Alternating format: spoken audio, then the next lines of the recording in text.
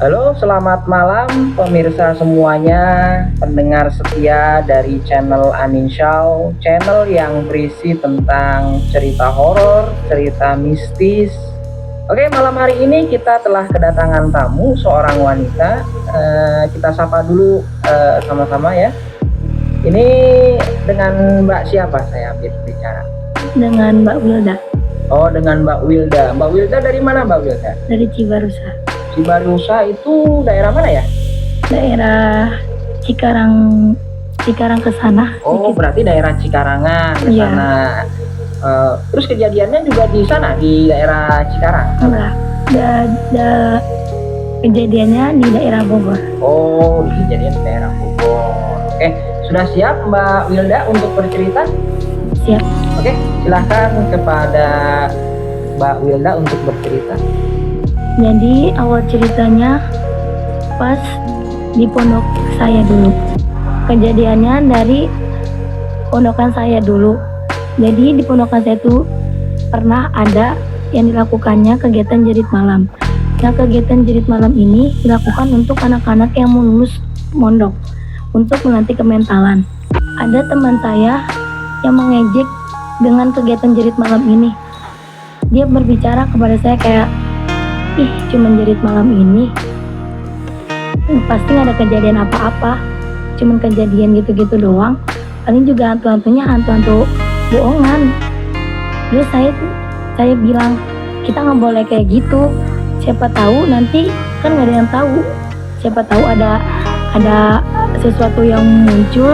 Kalau kamu ngomong kayak gitu, nanti takutnya kamu yang malah didatengin sama sosok itu. Terus teman saya malah ngomong, nggak mungkin kayak gitu. Nah, setelah kejadian itu, dan setelah itu sayangnya dia berbicara kepada kakak kelas di kamar saya. Dia nanya, Kak, kenapa sih harus ada jerit malam? Nah, terus kakak kelas saya menjawab, sebenarnya jerit malam ini dilakuin buat adanya kekuatan mental dari seorang siswa. Terus dia ngejawab, kenapa harus ada jerit malam? Emang dengan ada yang jerit malam mental kita bakal bisa kuat? Terus kakak kelas saya ngejawab, itu tergantung pada diri kamu sendiri, kamu menerima itunya atau gimana.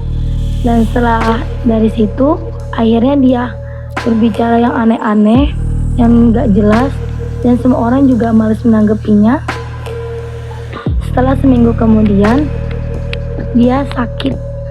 Nah, dari situ pas dia sakit, dia mengalami hal-hal yang tidak enak. Dia berbicara kepada saya, Wilda, aku ngerasa gak enak nih badan aku.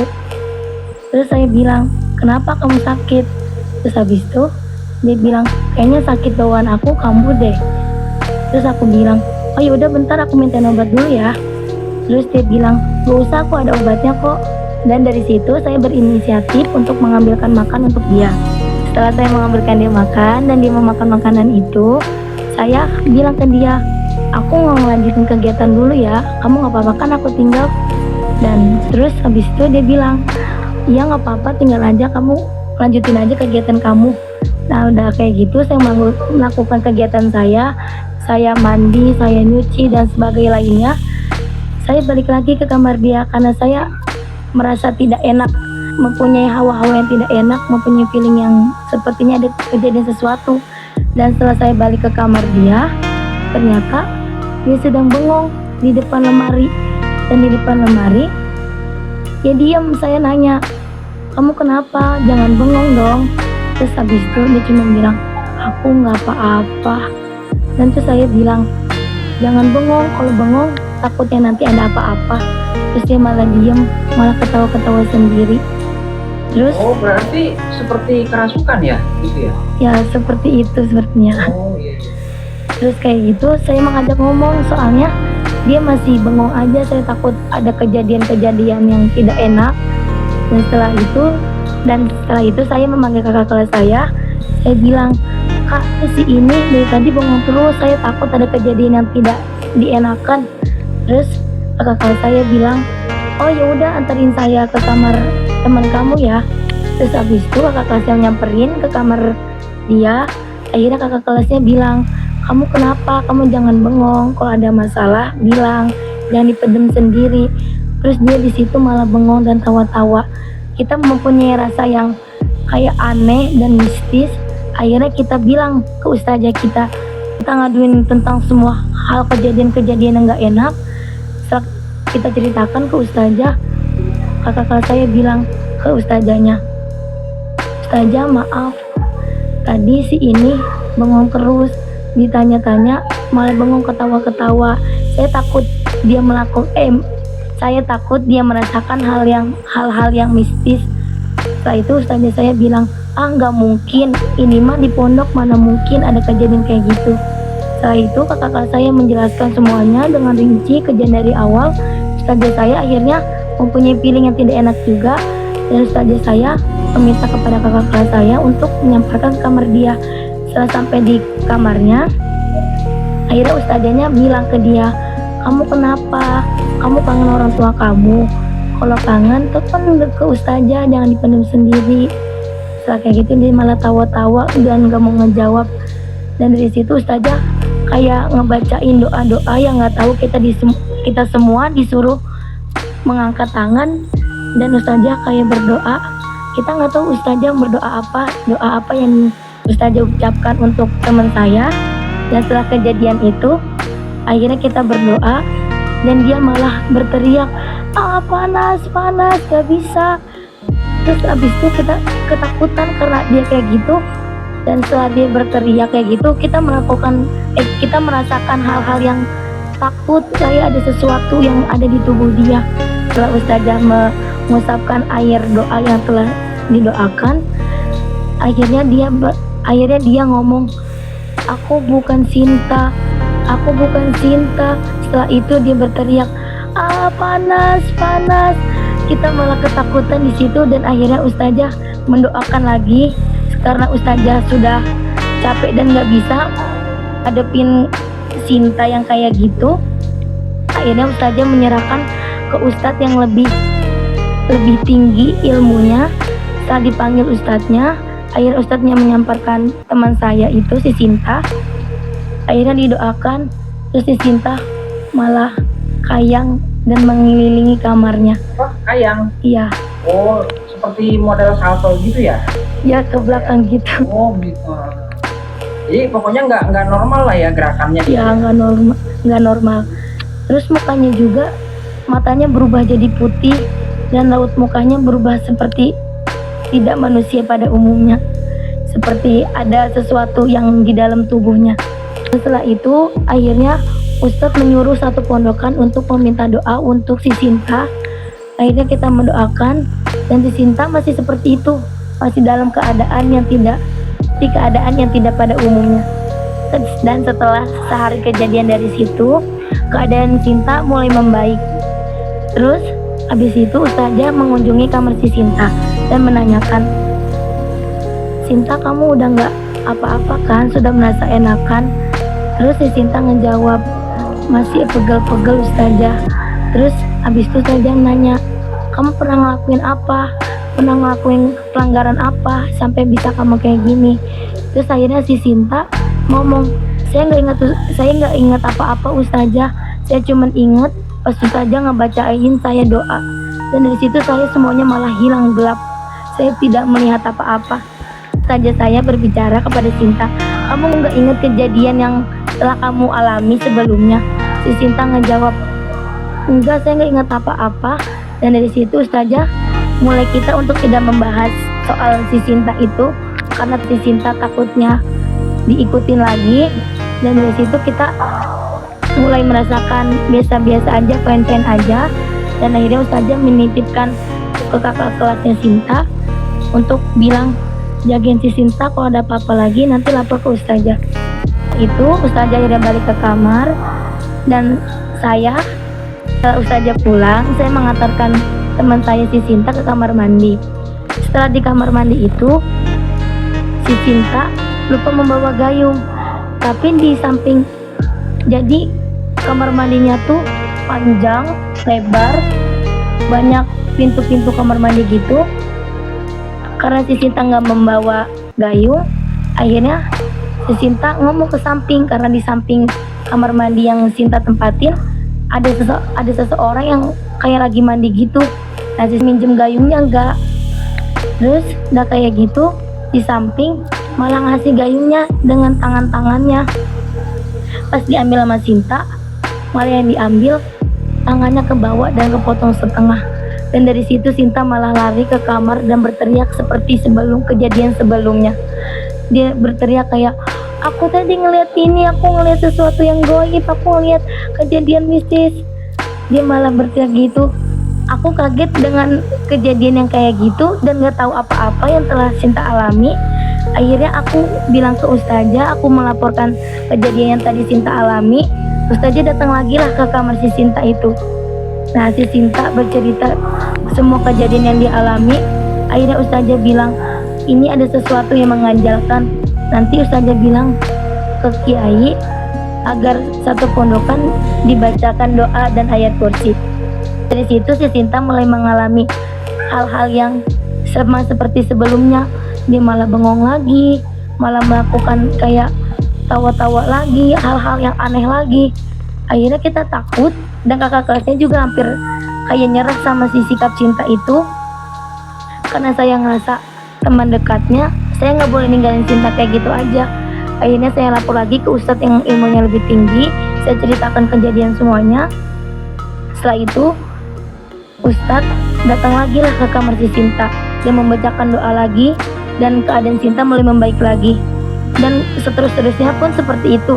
Dan seminggu kemudian dari situ akhirnya Kiai dan para ustadz melakukan doa dan membacakan ayat kursi untuk satu pondok. Dan setelah Kiai dan para ustadz membacakan doa, Kiai berpesan kepada seluruh santri untuk menjaga kebersihan dan tidak bertingkah laku yang aneh, tidak melakukan hal-hal yang seharusnya mengundang para makhluk goib untuk mendekati kita. Dan setelah itu para santri mengikuti apa perkataan Kiai. Dan setelah pengumuman itu akhirnya para santri balik ke kamarnya masing-masing. Dan yang lebih anehnya lagi, malam itu sekitar jam 10-an lewat lah. Jam 10-an lewat itu kita balik ke pondok, ke kamar masing-masing. Kalau udah jam 10 itu di pondok saya dulu tuh harus tidur, nggak boleh ada yang keluaran lagi dari kamar. Dari situ saya dan teman-teman saya udah mau tidur semuanya, dan teman saya semua tidur, saya nggak bisa tidur karena saya ngerasa hawa-hawa yang tidak enak di badan saya, kayak ngerasa risih dan semacam hal-hal yang tidak mengenakan. Akhirnya saya mengambil wudhu untuk bisa tidur kan. Nah, setelah saya ngambil wudhu, saya balik ke kamar. Dan dari kamar saya mematikan lampu. Tiba-tiba di depan ada suara nyapu kenceng banget, kayak srek srek srek. Dan saya bingung, saya menyalakan lampu. Kok tengah malam gini ada yang nyapu ya? Kata saya kayak gitu. Terus tuh saya memberanikan diri untuk mengintip ke jendela. Setelah saya mengintip, tapi nggak ada apa-apa di luar. Tapi ada yang nyapu kenceng banget ya. Apa mungkin si Bibi? Tapi si Bibi nggak mungkin nyapu malam-malam. Saya mematikan lampu lagi dan saya tidur saya baca ayat kursi dan surat-surat yang sudah dipilihkan untuk doa sebelum tidur. Itu mulai ngerasa kayak, saya nggak bisa tidur, padahal saya udah baca apa aja, udah baca ayat kursi, udah baca qul huwallahu, udah baca doa sebelum tidur, tapi saya belum tidur, kenapa ya gitu. Terus karena dari situ akhirnya saya mengambil wudhu lagi dan saya melakukan sholat hajat dan sholat sunnah yang seperti itu biar saya tuh bisa tidur. Setelah saya melakukan sholat hajat dan sedang berdoa, tiba-tiba di kamar ada yang ngetok-ngetok, ada yang teriak-teriak, Wilda, ayo ke kamar Sinta, Wilda. Karena saya panik, karena saya mendengar ada kata Sintanya, akhirnya saya berusaha untuk tidak tegang dan tidak khawatir. Saya membuka pintunya. Pas saya buka pintunya nggak ada orang yang manggil saya.